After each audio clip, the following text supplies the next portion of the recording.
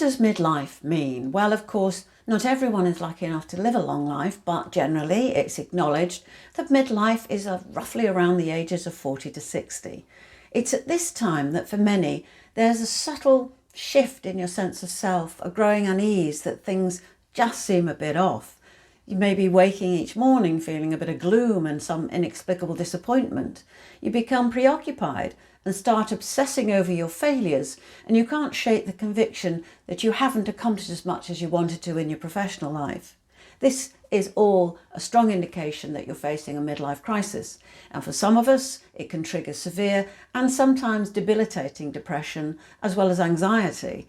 So what can you do about it? Hi, Lesley Hornsby here. Today I'm talking about midlife disappointment and crisis, how it affects your peace of mind, and what are some of the ways that you can beat it. Don't forget, if you're up for more of the same, just hit subscribe or the bell and you'll be notified every time I post.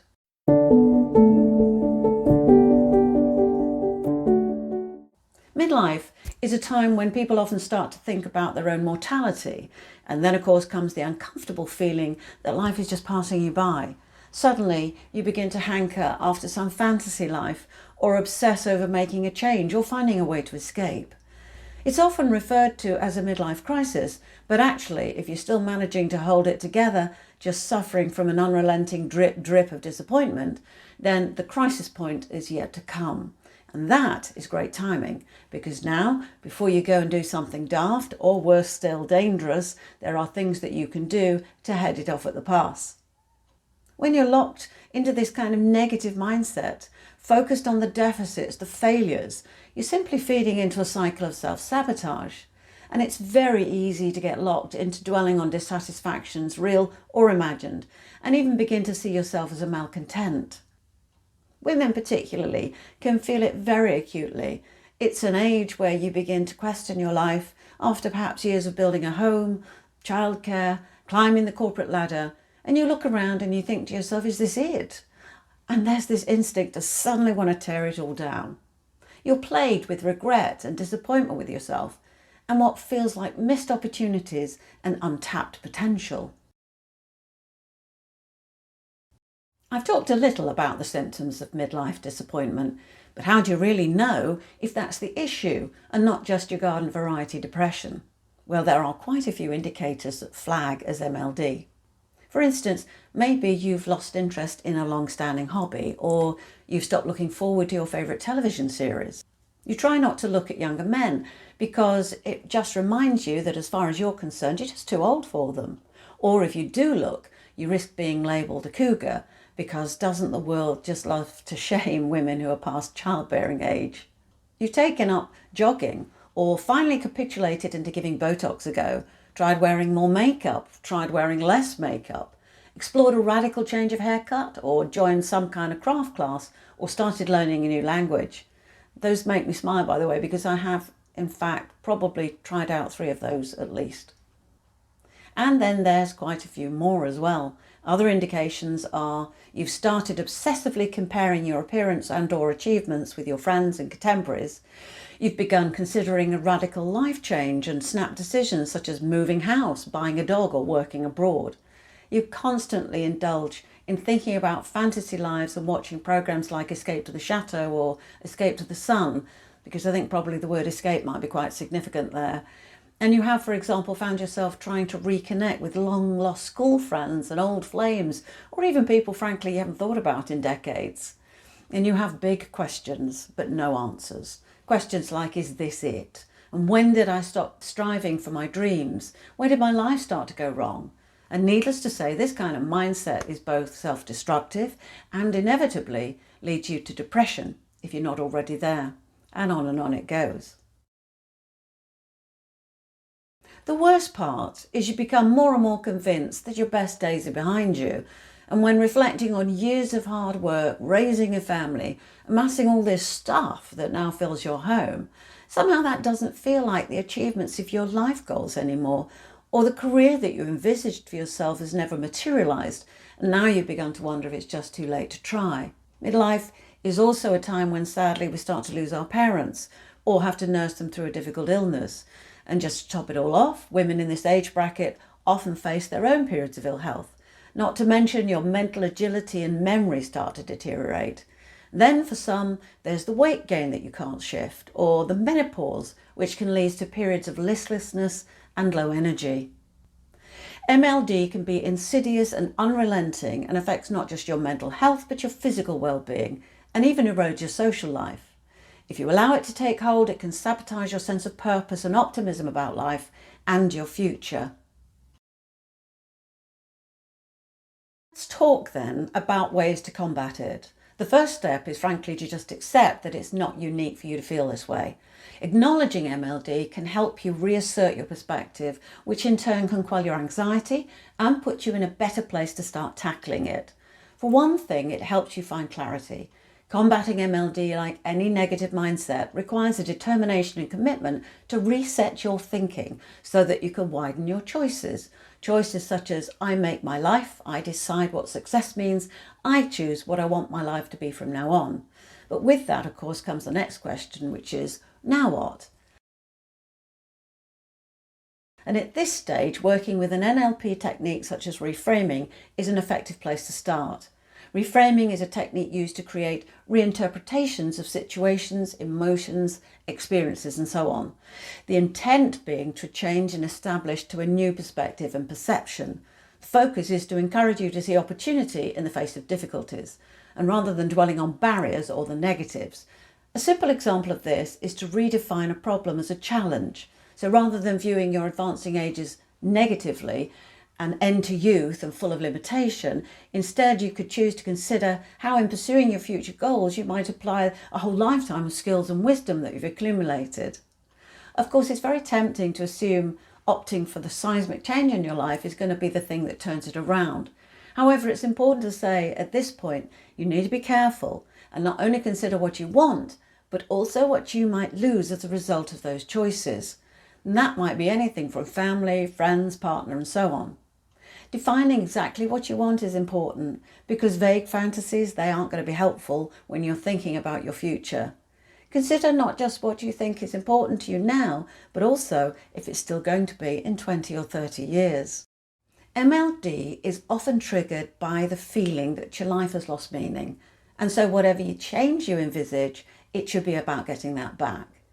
For many women at midlife, we often end up facing a personal crisis, and the causes can be numerous. It could be, for example, a cancer scare or the empty nest syndrome, both of which can cause depression, worry and stress.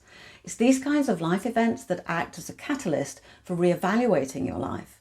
And what this does allow is an opportunity to consider your priorities, because the chances are the one person you haven't really prioritised before is yourself. Of course, there's nothing wrong with putting others first, particularly if they're people you love, but we often, either consciously or even unconsciously, subjugate our own needs in preference for theirs. So, to make any kind of beneficial change, your first order of business is to identify what you want and how you're going to get it. This may not initially be particularly obvious, so you need to take some time and think about what it is that you are maybe curious about, what intrigues you, what might be calling to you. For you to get some clarity on these questions, you need to engage in reflection. Be disposed to notice and pay attention. Try thinking about your life in terms of its highs and lows, what lifts your energy and what drains it. Consider what it is that you believe is missing. This could be any number of things. It could be your lack of an outlet for your creativity, or that your life needs some variety. Maybe nothing feels new and everything is predictable and familiar. Whatever you discover, and it could be from anywhere, firstly, don't discount anything whilst you contemplate what could offer potential and promise. And this may not be the easiest thing to do. It may mean considering some of life's big questions and fears. Thinking about your life in those terms can be very overwhelming, but unpicking the emotional sense of loss and disappointment about what might have been and then looking for a better horizon, well, that'll help you focus on what you truly desire.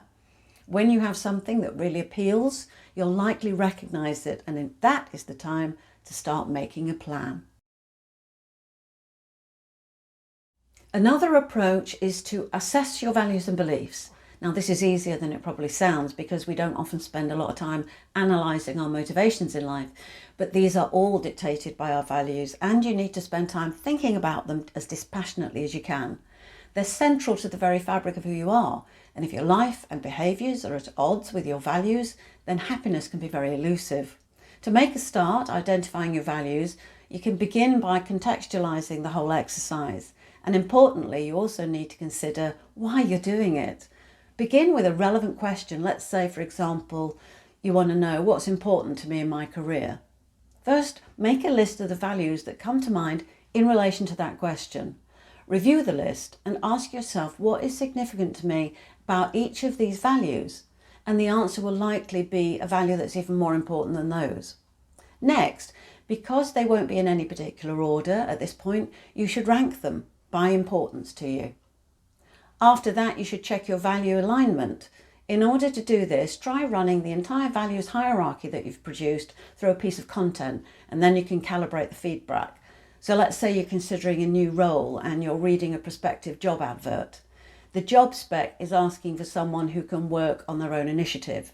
Now, if you value independence and you like to be trusted, the chances are that that's going to appeal to you.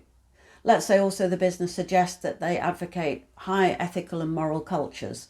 If morality is high on your list, then again that is going to draw you in and you're going to be more likely to apply because your values are aligned.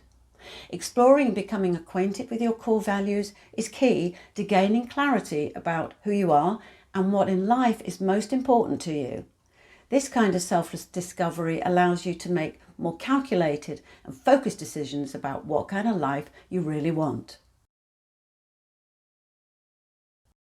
You can also try looking at goals that you're pursuing. Now, the chances are if you've got that far, then you've already envisaged a future where those goals have been achieved.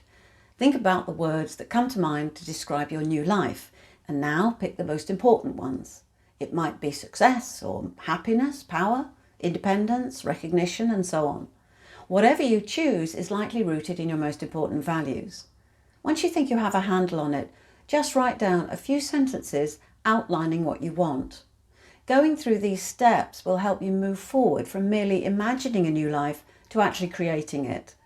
Even taking this small action of writing a plan down gives your goals greater tangibility.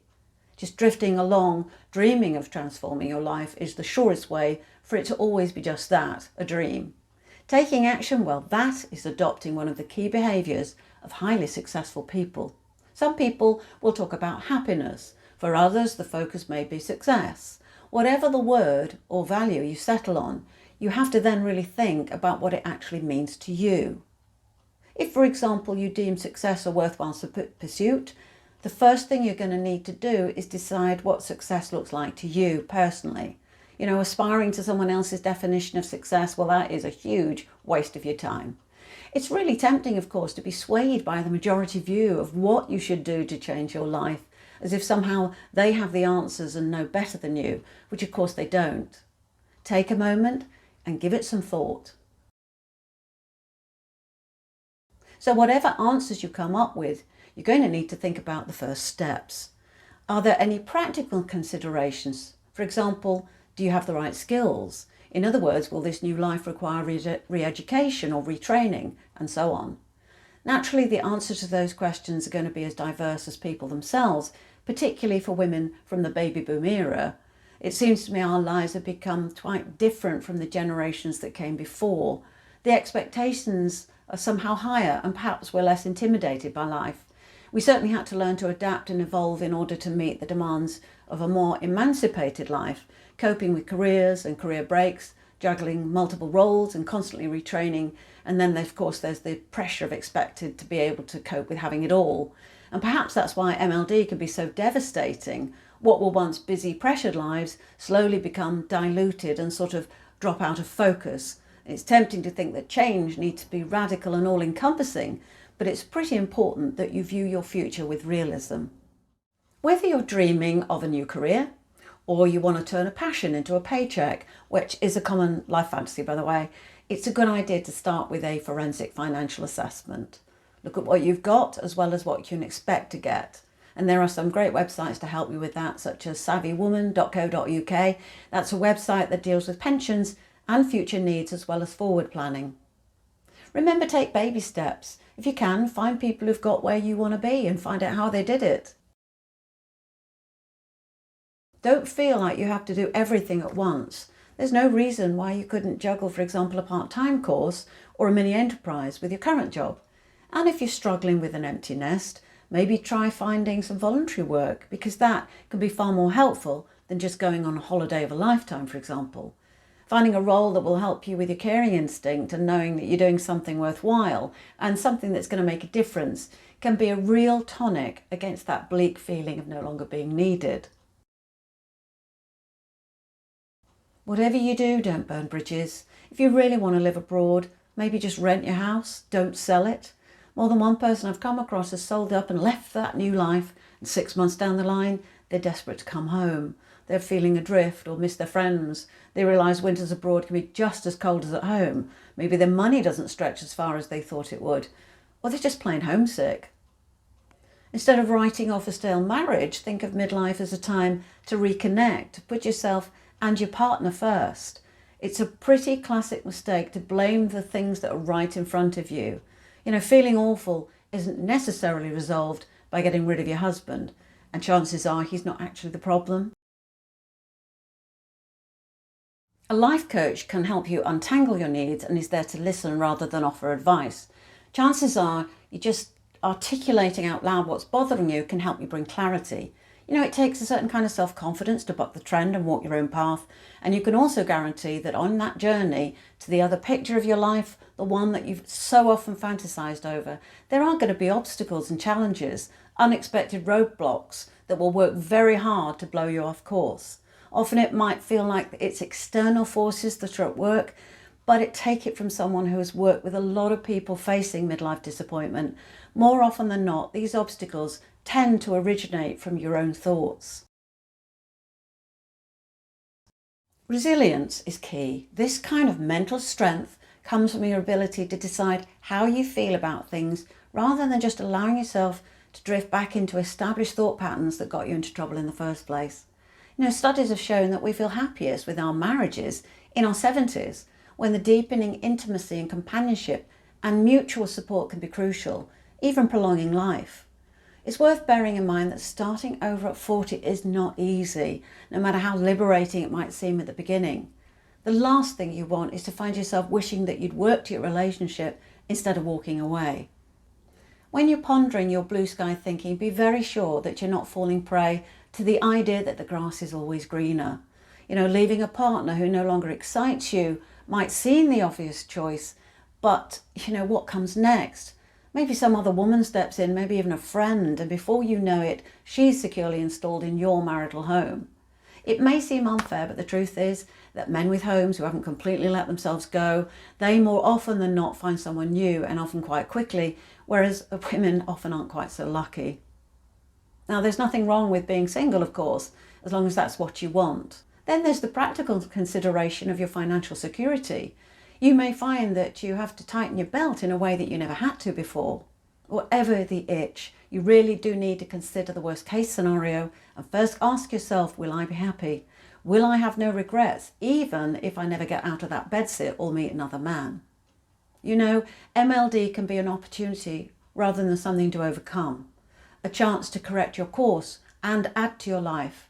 Just remember, it's not always necessary to lob a grenade into the status quo to make that change. I hope you've enjoyed today's video and that it's given you food for thought and offered you some strategies to try.